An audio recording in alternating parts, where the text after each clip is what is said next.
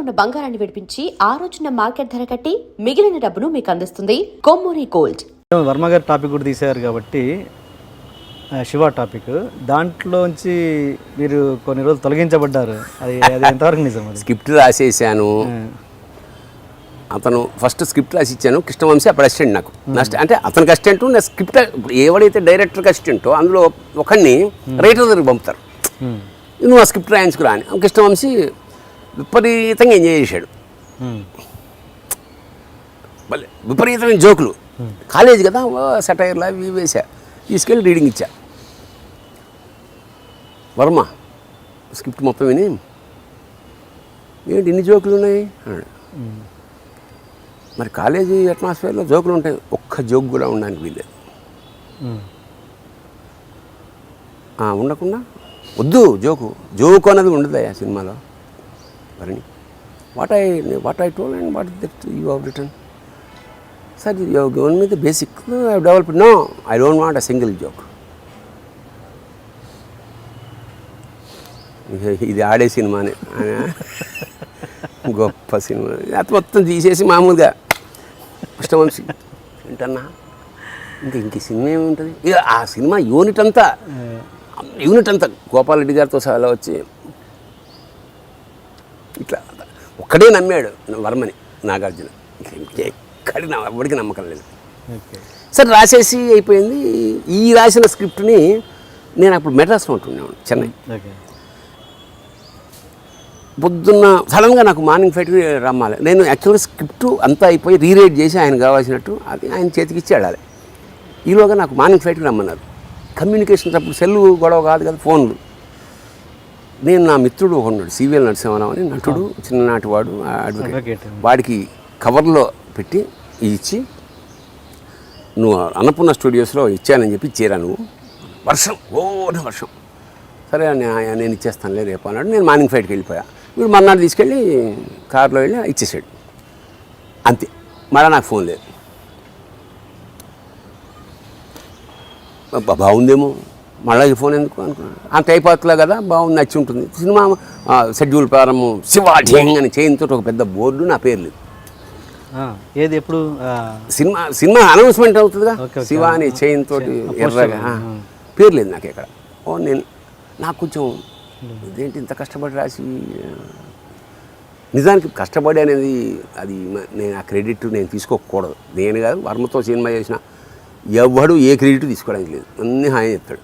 Okay, చెప్పేస్తాడు అతను. సరే టీకే ఎట్లా నేను చెన్నైకి వెళ్ళిపోయా.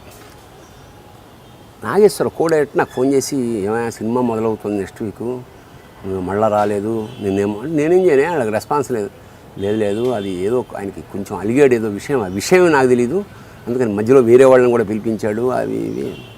సరే ఇప్పుడు ఏం చేయమంటున్నాను, ఒక్కసారి హలో అని ఈ ఊళ్ళోనే ఉన్నాడు. నేను అనడం ఏంటంటే, నేను నా పని నేను చేసాను కదండి, అవన్నీ ఎందుకు ఇండస్ట్రీలో ఉంటూ. అను పెద్ద డైరెక్టరు, అతను ఫస్ట్ టైం అంటే పెద్ద డైరెక్టర్ అవుతే అట్లా ఆ టైప్, పెద్ద కంపెనీ కదా. సార్ తప్పేమని ఫోన్ చేశాను, ఎత్తాడు. భరణి ఏంటి చాలా రోజుల తర్వాత, అది నేను అనాల్సింది మీరు అన్నారేంటి. సరే ఠీక్, ఎప్పుడు అట్లాగే ఉంటుంది, రివర్స్ బ్యాచ్ కదా. అంటే అవన్నీ గుర్తుండే, అవి ఇవి కూడా గుర్తుండవు అతనికి, అది గమ్మత్తు. ఏంటి అన్నాడు ఫోన్లో. నేను ఇమాజిన్ చేయగానే ఎలా అంటున్నాడు, సార్ సినిమా ఎప్పటి నుంచి, నెక్స్ట్ మీకు స్టార్ట్ అవుతుందిగా. అట్లా మంచి సార్, ఇక్కడ కాస్ట్యూమ్ కొనడానికి వచ్చాను. నెక్స్ట్ సినిమా అంటే క్షణక్షణం, ఇదే సినిమా నెక్స్ట్ స్టార్ట్ అవుతుంది, దాని కాస్ట్యూమ్ కొనడానికి చెన్నై వచ్చాను. సరే సార్, అయితే ఎక్కడున్నారు? నాన్న ఇక్కడ శాలిగ్రామంలో ఉన్నాను సార్. ఈవినింగ్ ఫ్లైట్ నాకు 7 o'clockకి, అదే ఈవినింగ్ ఫ్లైటు, వస్తే 5 గంటలకి మీ ఇంటికి వస్తాను, ఎక్కడ అడ్రస్ అన్నాడు. మీ వాళ్ళకి తెలుసునండి కారు వాళ్ళకి అన్నాడు. ఉత్తి తీసేది కంటిన్యూ తుడుస్తున్నాడు. కానీ చెప్పాం కదా అతను అబద్ధం ఆడని. కట్ చేస్తే 5 గంటలకి కారు ఉంది ఇంట్లో. మా ఆవిడేమో పూరికి వెళ్ళింది, లేదు ఒక్కడనే. నాకు అప్పుడు అసిస్టెంట్ కూడా లేరు అనుకుంటా, అప్పుడు లేడు. వచ్చాడు, టీ కావాలే, నేనే పెడతాను, నాకు మంచి, నేను వెరీ గుడ్ కుక్. చాయ్ పెట్టి అక్కడ కూర్చున్నాడు, ఇక్కడ కూర్చోడు. ఏంటి సార్ అదే భరణి నేను తీసేసాను నీకు తెలుసా అన్నాడు. అవును సార్, సంతోషించాను. ఎందుకు తీసేసానో తెలుసా? తెలియదు sir. First thing, script is God. Script అనేది చాలా ఇంపార్టెంట్ సినిమాకి. అలాంటి స్క్రిప్ట్ నువ్వు ఎవడో ముఖం లేని వాడితోటి నాకు హ్యాండ్ ఓవర్ చేయాల్సిన నా స్క్రిప్ట్ని నువ్వు ఎవరితోటో థర్డ్ పర్సన్ ఆడెవడనే పంపించావు. First mistake. అవునా కాదా? Mistake sir. నాకు తెలుసు దాని ఇంపార్టెంట్, నాకు తెలుసు. అది కారణం, నేను మార్నింగ్ ఫ్లైట్కి వెళ్తున్నా, వర్షం, మరో గచ్చంతం లేదు, కారు ఉన్న ఫ్రెండ్ ఆడొక్కడే, దాన్ని తడవకుండా కవర్ వేసి పంపాను. But still sorry for that. ఏదో చేసి రాత్రో ఇవాళ అప్పుడు ఈ ఫెసిలిటీస్ ఏం లేదు, సరే వాటెవర్, మీరు క్షమిస్తే రెండు,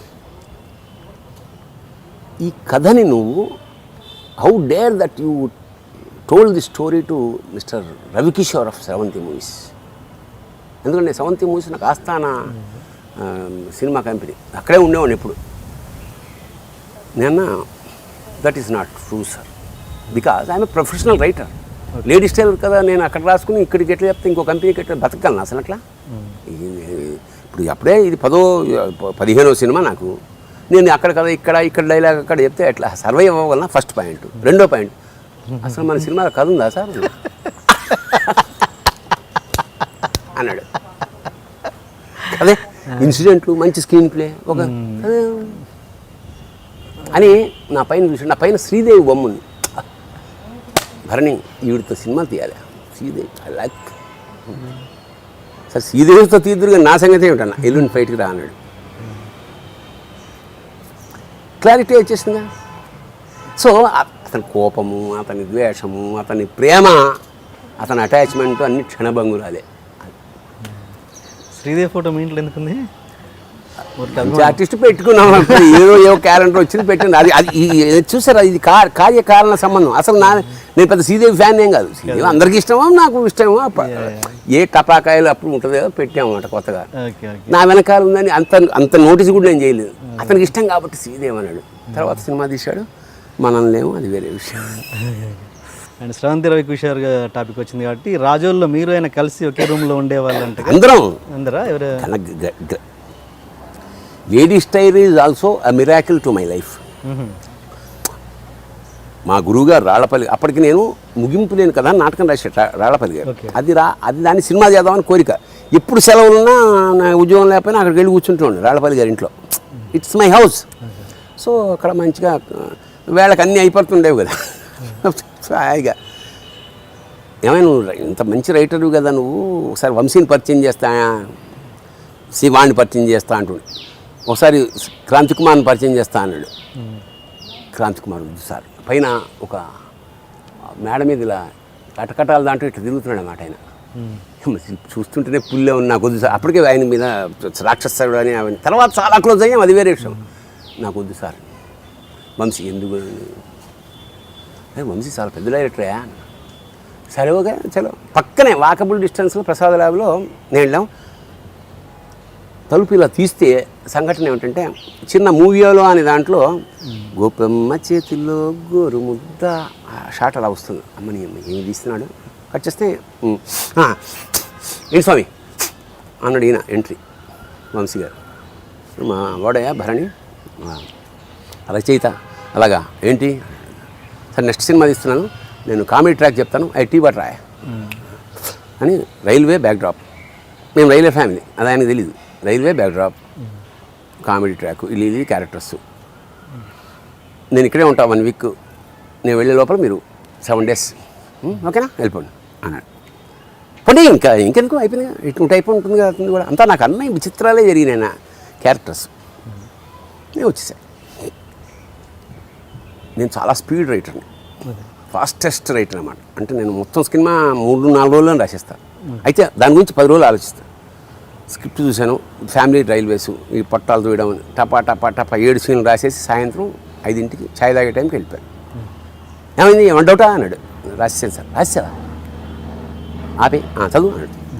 చదువుతుంటే ఇంకా ఎర్రగబడి నవ్వాడు. అంతా ఇంత అమ్మా అదే నువ్వు రైటర్వే, నెక్స్ట్ సినిమా నువ్వే రైటర్, ఫోన్ చేయి అర్జెంటుగా, అడ్వాన్స్ ఇప్పించే, ఈ టైప్లో ఉంటుంది అతనిది. అయిపోయింది. ఆలాపన సినిమా ఇప్పటికీ ఇప్పుడు అది అయిపోయింది. దానికి కూడా ఈ ఈ ఈ కామెడీ చూసి అతను పేమెంట్స్ వెళ్ళాడికి కూడా ఫస్ట్ టైటిల్లో ట్రాక్ రాయించుకున్నాడు. ఓకే. దానికి రామోజీరావు గారి ఆఫీస్ నుంచి ఫస్ట్ టైం 2000 రూపాయల కట్ట నాకు అమౌంట్ వచ్చింది. అది రాళ్లపల్లి గారి అసిస్టెంట్ కొట్టేశాడు. అదో ట్రాక్. ఓకే. ఓకే. నీ అమ్మ ఫస్ట్ అమౌంట్ ఇంత కట్ట వచ్చింది. దాన్ని చాలా జాగ్రత్తగా అపురూపంగా సీల్ కూడా తీయకుండా ఆ లోపల పెట్టుకుని నేను అరకెళ్ళా. రోజు చూస్తే లేదు. ఆ రూమ్లో నేను, రాళ్లపల్లి గారు, వాడు అసిస్టెంటే. ఈ రాళ్లపల్లి గారు కొట్టాడు. ఇట్లా అనుమానం, నాకు అనుమానం తట్టుకోలేకపోతున్నా. 3వ రోజు నాకు రాళ్లపల్లి గారు సాల్వ ఇచ్చారు. అది నేను నా సూట్ కేసులో పెట్టాను. రాళ్లపల్లి గారు శాలువా అడుగుతున్నారు సార్ అని అడిగాడు అసిస్టెంట్. అంటే అన్న అదే ఆయనకి కావాలట. ఆయన కలిగితే నన్ను అడుగుతాడు. రాళ్లపల్లి శాలువా కావాలి, నువ్వెవడరా నువ్వు చెప్పడానికి? అప్పుడు శాలువా ఎక్కడుంది? సూట్ కేసులో ఉంది. సూట్ కేసు నువ్వు ఎందుకు చూసావు? అందులో డబ్బులు ఉండాలి. లేవు. మరి ఎంతనే? అందులో 100 రూపాయలే ఉన్నాయి. ఉన్నట్టు ఎట్లా తెలుసు? అమ్మ నా కొడక. ఇంకా నైటు అందరు ఇక్కడ కూర్చుని ఆడుతుంటే రాళ్లపల్లి గారిని పిలిచి కలిపేసి మా ఫ్లాష్ బ్యాక్లు ఉన్నాయి కదా, మామూలు నా కొడుకులం కాదుగా, చెప్పు తీసేవా లేదా? కొడితే బ్లడ్ చచ్చిపోతున్నాడు. నన్ను కేసేస్తుంది. చచ్చిపోతే ఇక్కడ పడేస్తా. అబద్ధం. ఫస్ట్ తొలి సంపాదన సార్ అది. కొట్టే అసలు కట్ అడుగు ఒప్పుకోలే. వీడేమో ఈయన అంత క్షమాగుణం అంటే వాడికి మందు రాసి అది రాసి నాకు మండుతున్నాయి. సరే నేను ఉన్నాను సార్, నేను ఆ రూమ్లో పడుకుంటా. కట్ చేస్తే నెక్స్ట్ డే షూటింగ్కి వెళ్ళి ఆలాపన షూటింగ్ జరుగుతుంది అక్కడ. దానికి నేనే రైటర్. ఆ సినిమాకి ఆ రైటర్ మధ్యలో వెళ్ళిపోయాడు, నన్ను పెట్టాడు. షూటింగ్లో నుంచి మధ్యలో ఇప్పుడు ఏమిటంటే వాడిని రూమ్లో పడుకోవద్దని చెప్పారు. వాళ్ళ రూమ్లో ఉండడానికి వీళ్ళని లాక్ చేసుకుని వెళ్ళిపోయాడు. నాకు ఎందుకు అనుమానం వచ్చి అసలు నాకు మనసులో పీకుతోంది. ఒకవేళ అన్యాయంగా వాడు డబ్బులు తీసుకోకపోతే వాడిని కొడితే అది పాపం కదా.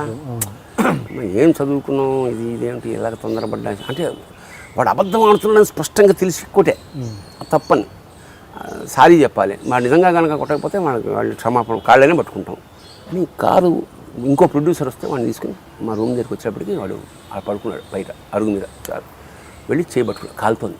అదే బయట నేనే పడుకోమన్నా. మరి ఇంట్లో వద్దన్నప్పుడు వాడు ఎక్కడ పడుకుంటాడు? మాత్రం ఏమైనా వేసుకున్నావరా అంటే లేదు. వీడు ప్రొడ్యూసర్ కారులోనే ఉన్నాడు, వేరే ప్రొడ్యూసర్ అయినా. వీడిని లోపల తీసుకొచ్చి మాత్ర తెప్పించి ఛాయ్ తాగమని చెప్పి ఫుడ్ రూమ్లో పడుకోబెట్టి వచ్చేస్తున్నాను. కారులో బయలుదేరుతాను. ఆడెక్కడ దొరికాడు నీకు? ఏ అన్న మా ఆఫీస్లో టీవీ కొట్టేశాడు అని చెప్పి. నాకు ఓహో అయితే వీడు ప్రధానంగా వీడు బేసికల్గా దొంగ అయిందా? సరే వాడిని రాళ్లపల్లికి చెప్పాను. ఎందుకు సార్ కట్ చేస్తే నా జీవితంలో టెన్షియస్ క్రాంతి కుమార్ దగ్గర బాగా పరిచయమైన ఒక నైటు 11 గంటలకి నన్ను దింపమని ఒక ట్యాక్సీలో పంపించాడు క్రాంతి కుమార్. సరిగ్గా బ్రిడ్జి మీద వెళ్తున్నా. ఏంటి నీ పేరు అన్నా? నేను మీకు తెలుసు సార్ అని తిరిగి ఈడు 11 గంటల చీకటి బ్రిడ్జి మించి ఇలా పెడుతూ మెల్లిగా వర్షం పడుతుంది.